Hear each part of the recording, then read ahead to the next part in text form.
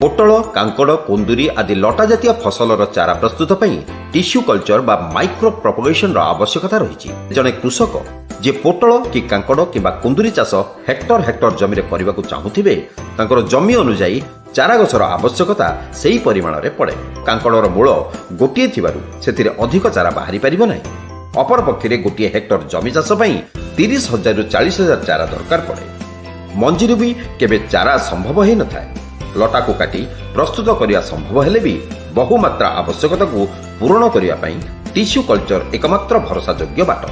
परवल, काकड़ और कुंदरी जैसी फसलें जहाँ पर बीज से इसका मल्टीप्लिकेशन संभव नहीं है, वहाँ टिश्यू कल्चर जिसको कि उत्तक संवर्धन तकनीक कहा जाता है, उसके तहत हम लोग इसको भारी मात्रा में जहाँ पर 2,000-2,500 कटिंग्स चाहिए उसकी मात्रा को पूरा किया जा सकता है। टिश्यू कल्चर वैषयिकता प्रयोग पूर्वक कम समय मध्य अधिक मात्रा चारा प्रस्तुत करी रोपण करा जाई परिबो।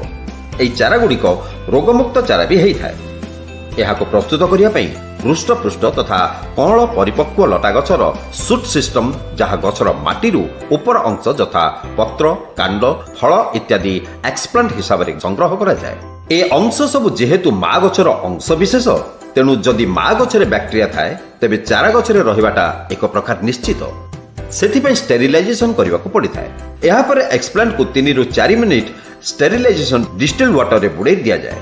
बैक्टेरिया मुक्त बा जीवाणु मुक्तर समग्र व्यवस्थाकरण 10 मिनिट भितर शेष हो जाए। यहाँ पर न्यूट्रिएंट मीडियम द्वारा एक्सप्लांट संपूर्ण विकास युक्त होता है। यह एमएस मीडियम द्वारा संभव होता है। एमएस कहले मोरास चेंजेस कुक media, micro nutrient, growth hormone regulator, organic nutrients, vitamin, amino acid, carbohydrate इत्यादि सम्मिश्रण रे एक्सप्लांट पूर्णांग रूप नहीं थाए।